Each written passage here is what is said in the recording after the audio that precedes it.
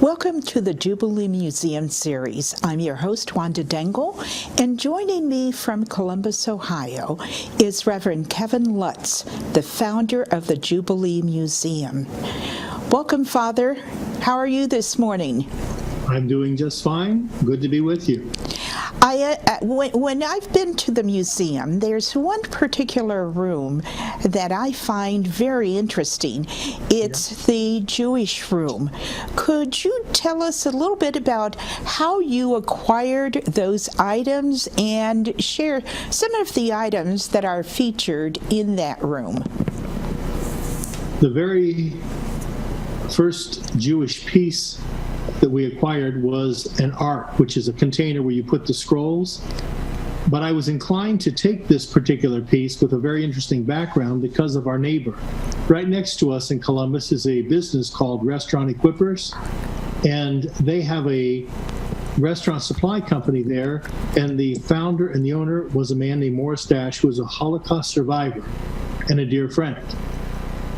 He often came over and helped us out and supplied our soup kitchen and our parish with many needs. And at the same time, the city of Columbus was tearing down the old developmental center on West Broad and Sullivan in that area. And they had a Catholic chapel there and a Jewish room. And they said, you're nonprofit, you can take whatever you want. So I took the Catholic things and the ark that was left behind, this container, and that was brought to the museum, and I decided it would be a wonderful tribute to Morris Dash. So that's how the room began. That's a wonderful piece, and that's a great story. Could we show a picture? There it is. Could you tell us a little bit about this ark? That's a replica of the Ark of the Covenant. That's not the ark I found. The ark is also it looks like a large cabinet with doors on it with the Ten Commandments, and this piece here sits next to it. But the ark contains the scrolls, so it has the Torah and the other scrolls that are read in Jewish worship. And Morris was very flattered that we chose to honor him, and that collection has grown so that we have the replica of the Ark of the Covenant. But the word ark is used in the Bible for at least three different things: the Noah's Ark, the Ark of the Covenant, and then the ark in which the sacred writings are kept. Could we show a picture of the scrolls? Is this something similar to what would have been found in the Ark of the Covenant? Exactly. And of course I have the same here. Oh, cool. Could you show that again? Okay. And how do you read that? Do you start at the right or the left? Well, I have a little fun when children come in. I say, do the Jews read backwards? And some of them, yes, they do. I said, nobody reads backwards. It's just a matter of reading left to right or right to left. Or if you are Chinese, you might read top to bottom. Many languages have a different direction that they're read in, but nobody reads backwards. It's kind of a trick question, but it makes people think a little bit with greater respect for other cultures and other ways of expressing themselves, that we think left to right is the correct way to read. It is if you're reading English or most European languages. But to read correctly the Hebrew language, you read right to left. And as I say, there may be other variations too, but top to bottom is the other one most familiar. When you read in Hebrew and you go from right to left, you begin at the top? Yes. And also, you don't touch the page. You use this little pointer. You can see it has a little finger on the end. Uh-huh. That is called a yod, and this is a full view of this piece. It's very beautiful, very ornate, given to us recently by the Tibor family. And this is used to follow the text as you go along because the page is too sacred to touch. You wouldn't want to soil it with your finger. Now, the Torah that I held up earlier is called a student Torah. It's still treated with the same respect, but it's handled a little more easily than one of the sacred handwritten scrolls that you would find in the temple or in a synagogue. I also noticed in your museum that there is a book besides the scrolls. Is there a Torah book in that room? Well, the Torah is written on a very long scroll. It was not written the way we understand a modern book with pages that you turn, but rather it would be unrolled to a specific passage. And of course, the Psalms and the wisdom literature and the historic books are all written in that same way. They would never bring out a book. Now, they might have it reprinted in a book for study purposes, but in the actual worship, they would use and these scrolls, it takes about a year to write them. It's magnificently done. It represents an extremely intense human endeavor, and every effort is made to make it as flawless as possible, using prayers that are said as you write, a special ink to write the holy name of God, which is never written out fully, and other customs like that. So there are strict guidelines in producing a scroll, it sounds like. Oh, yes. And sadly, historically, when the Jews have been persecuted, which has happened many times, and it's always been horrible, the first thing they attack are their buildings of worship and destroy these priceless scrolls. And it's one of the greatest tragedies of human history when we destroy anything that's significant. And, of course, following with that is the hideous destruction of people. Unspeakable. You mentioned Alfred Tibor. Could we bring that image up of him? There he is, with one of his sculptures. Could you tell us about his connection to the museum again, to our viewers? Yes. He was actually the third Holocaust survivor that I ever met, the first being Morris Dash, who was a dear friend and a good neighbor, and I actually preached at his funeral at the synagogue. And the second was Joseph Silberstein, a Polish Jew, and who later converted to the Catholic faith. And then the third was Alfred Tibor, who remained in the Jewish faith. Now, Alfred came to our museum, and he was an artist, although the Nazis wouldn't let him study art or compete in the Olympics back in the day because of his Jewish name and family. So later, he became an artist in his 60s and did some of the most significant sculptures that are around both Columbus and in farther away places throughout the United States. He and his wife came to our museum for an exhibit. We had probably 45 pieces that he had sculpted, and it was one of the most popular events. Hundreds of people came in, and he and his wife were very gracious as they entertained people and entertained questions. And very sadly, we lost him about probably a little over 6 months ago. And since then, his family has put a lot of the pieces of art in our museum. Some are actually available for purchase, and others are part of our permanent collection. But they're very powerful images of not only Old Testament figures, my favorite is Moses, but also he took commissions where he did things for the Veterans Hospital, and he also did a schoolgirl from St. Mary of the Springs Academy, a young girl with her hands upraised and a dove landing on her hand. And he also did the big statue that commemorates the entrance to the Franklinton neighborhood. So I had met him a number of times at some of these dedications. I never thought we'd have his collection in our museum. You do have a nice collection there. Could we show that image again? This one is from the governor's mansion and the Heritage Garden, and this is one of Alfred's works. Yes. And it's entitled To Life. It's a wonderful, wonderful piece. And as you said, he has done several sculptures throughout the Columbus area, including, I think, St. Charles. St. Charles High School has one of his pieces. It was interesting for me to learn that his surname was not really Tibor. It was Goldstein. And he lost, I think, like 82 family members in the Holocaust.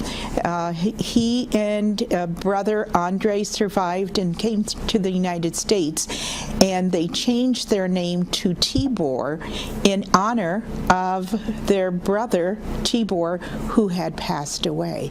I thought that was an interesting story to learn of how his name had changed and how he used it to honor his brother. I understand you have some pieces there that you would like to share with us that Alfred had sculpted. Do you have the... One piece to my side. I think Shawn's going to help move it up here a little closer, and we might lower it down a little bit. There you can see it. This is one of the most haunting pieces I think he ever did. It's a very heavy piece. It's made of stone or marble, I'm not sure really. But it shows these black and white lines and then the stars that are upon them. That's how the Jews were required, even before they were put into concentration camps, they had to identify themselves as Jews on the streets by wearing these stars. And of course, it's a badge of honor now, but it was meant to be a humiliation for them. And this echoes the uniforms that they had to wear in the prison camps, which were striped in this manner. But it shows it going over their features, including their faces, showing how depersonalizing the whole aspect of the Nazi treatments of the Jews was. And it wasn't only the Nazis. There were other prisoners who were just as equally disrespected. But I find that the title that he had given that piece is incredibly intriguing. He had called it "We Are the Living." I thought that was a celebration of life, that they had overcome all these horrible things, and this was in praise of life. In fact, I think he lived to be 97 years old, did he not? Yeah, he did. And it was amazing, too, that he and the others that I've met often said, especially Morris Dash would say, don't ever hate, don't ever seek revenge. He said there's a big difference between seeking justice, which we must always do, and seeking revenge, which is itself evil. You know, we share a lot of beliefs with the Jewish family, and you know, revenge. We discourage revenge. We always try to get people to move in a positive direction from something horrible that has occurred. And in fact, from what I understand, do they, you know, if the Torah is written in a book and it's not used, you know, in as prayers like the scroll is, do they kiss that book? I am not sure about that particular custom, but I have attended several services, bar mitzvahs, and other ceremonies, and the zeal they have for the Psalms and the Word of God is a very edifying and inspiring thing. Now, I don't know how to sing the Psalms in Hebrew, but the one line that is very familiar is the Shema Israel, and I do know how to sing that. So here's this little priest in his 8th or 9th row of the synagogue. And when they got to that line, I sang as loud as I could, and they're all looking at me and kind of smiling, like, how does he know that? And then when they got I didn't know what to do, so I just kept smiling right back. Well, that's, we have a lot of Jewish traditions in the Catholic Church, because the Ark of the Covenant, when it was carried, it was covered. It was, veiled. And then, when they stopped, they put it in a separate room in a sacred tent, which they called the tabernacle. That's the Latin word for tent, is tabernacle. Mm-hmm. And we use that word in our Catholic Church. And when the ciborium is placed in the tabernacle, it has a covering, it has a veil. Is that true? That's true. And many times tabernacles was always the custom, more recently not always, but to put a veil over the front of the tabernacle itself. So those customs, there are many things that influence us. Even the way our sanctuary is laid out, it represents the Holy of Holies. And the rail that often marked the edge of the sanctuary represented the curtain. So that was the area where only the priest and the servers would go for the performance of their sacred duties. And the nave would be the part that corresponds to the people. So we have a lot of things in common with our Jewish neighbors. We sing the Psalms in the praise of God. The Mass is filled with the words of Psalms. We also read the Old Testament as part of our scripture reading, as well as the New Testament. Mm-hmm. And many of the melodies, even that are used for some of the Gregorian chant, are believed to have found their origins in the melodies used in the temple. Wow. Well, we have a lot to thank our Jewish neighbors for, the traditions that they have continued and the traditions that we continue in our church. What is the next step in the Jewish room? Do you plan to expand it, or what do you plan to do with that particular room? Well, I would like to enhance it. We want to do that, of course, to all the rooms, but our Jewish collection has gone from a very small room to one of our largest, and I think before it's all over, we may need to yet expand into another room so we can maybe somewhat separate the synagogue aspect from the art collection. And recently, just yesterday, I found out this very large menorah that takes 2 people to lift was given to us by a Jewish center down in Knoxville, Tennessee. They had put it on loan with us, and yesterday they made it official. It's a permanent gift to us. Wow. Congratulations. That's really an achievement. That is really special. Can you tell us a little bit about the menorah? Well, there's sometimes different shapes to them, but it represents the fact that the oil didn't run out, that they had light, and so on and so forth. And it also marks the days of Hanukkah, and that's one of the great customs that the Jewish community observes. In fact, when Morris Dash, who, as I say, he and I lived diagonal from each other when I was at Holy Family and he was in his business at Restaurant Equippers, every year he put up in his window a highly decorated Christmas tree for his Christian customers. And every year in my front window of the house, I put a menorah there as a way of saying hello right back at you. Oh, it was a very good gesture. That's a wonderful gesture. More of that should be done all around all of our neighborhoods to recognize our differences in special ways like that. Could you tell us a little bit about Morris? What was his occupation? Well, as a young man, he was arrested on the streets in Poland and taken to the railway station where they were dividing people into groups, and he actually saw his mother on the train. Now, the train was filled with old people. They were planning, obviously, to take them to a death camp because most of them were too weak, too old to be of much use even for slave labor that the Nazis often used them for. But one of the most touching scenes that occurred was his mother threw a blanket out the window to Morris as he stood there on the train station deck. And she said, "Morris, take this blanket." She tossed it to him. He threw it back and said, "No, Mama, you keep the blanket." And she threw it back, and it went back and forth several times. And finally, she just said, "Morris, obey your mother. Take the blanket." She threw it to him. Then the train moved out. The sad thing is, she knew she was going to die and the blanket would be of no use, but she knew it could help her son.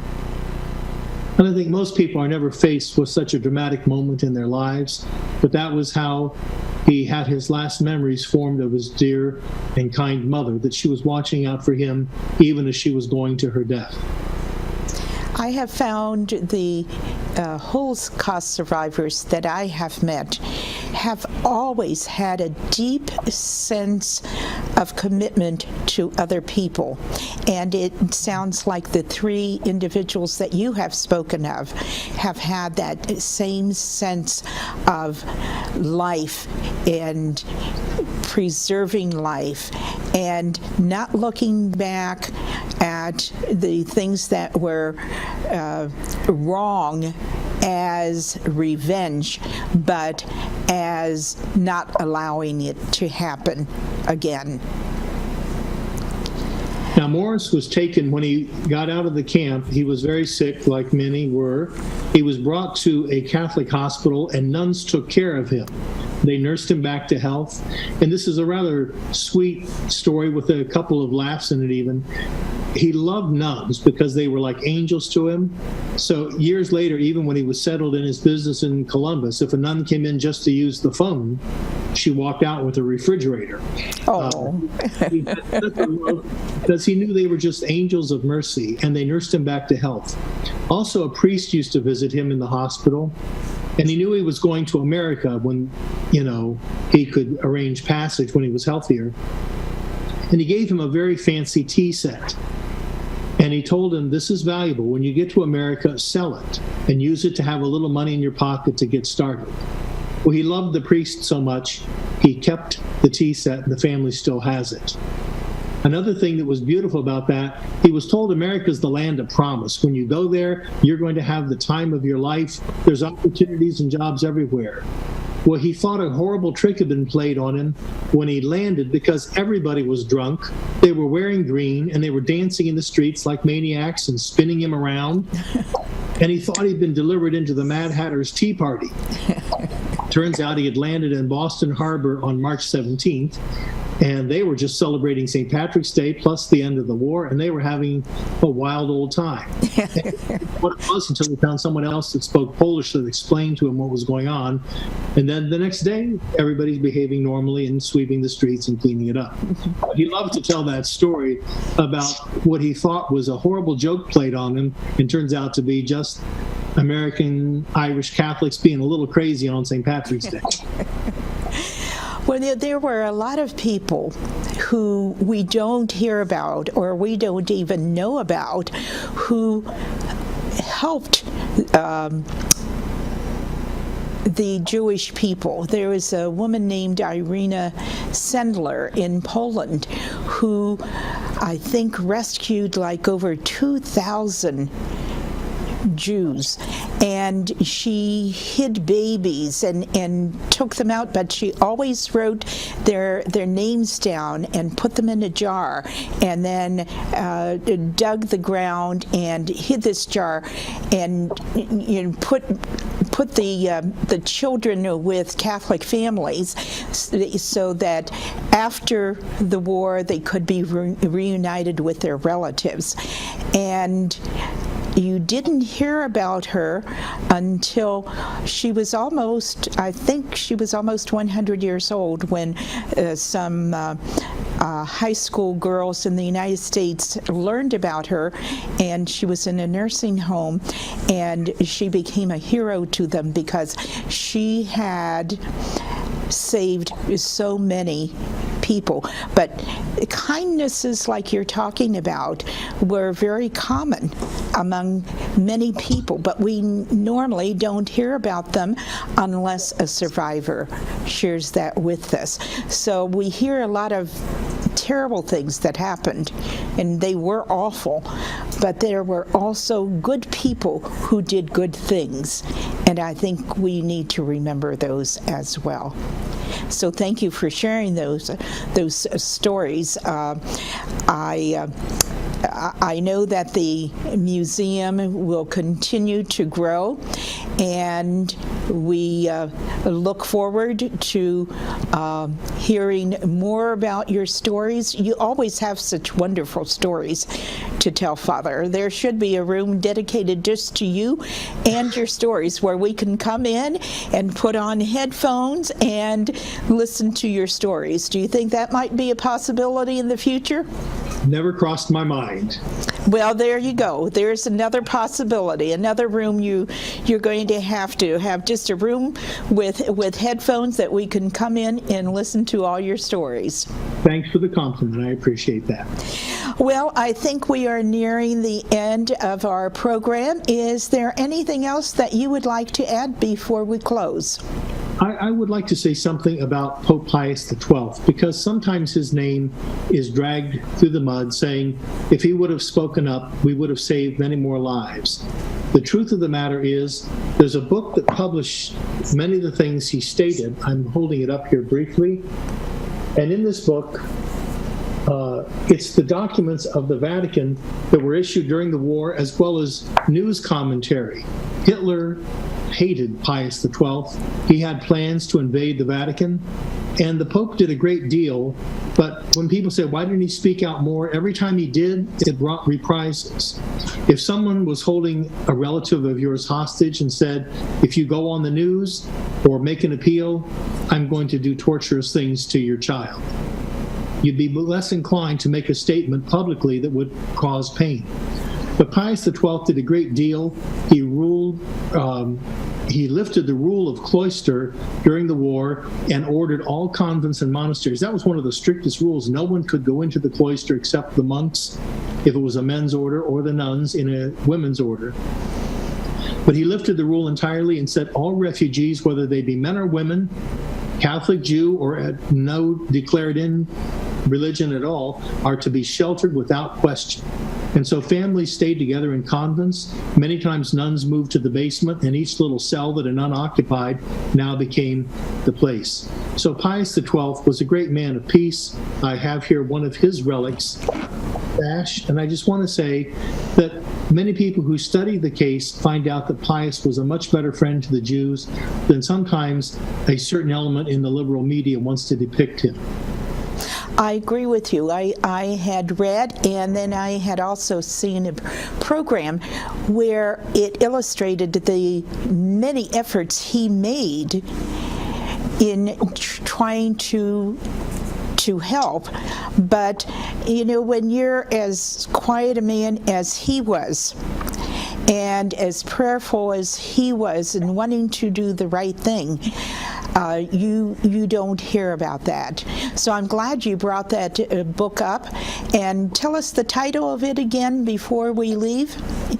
The title of the book is Pope Pius XII in World War II, The Documented Truth, compiled and edited by Gary Grubb, and it's presented by an organization called Pave the Way.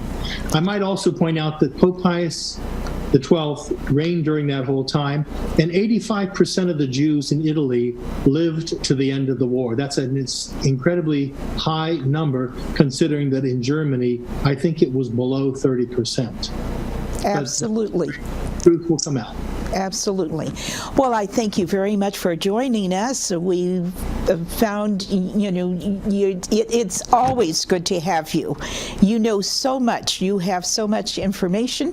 We again thank you very much for sharing these stories and the Jubilee Museum with us. Until next time, we'll see you next month. Thank you for sharing.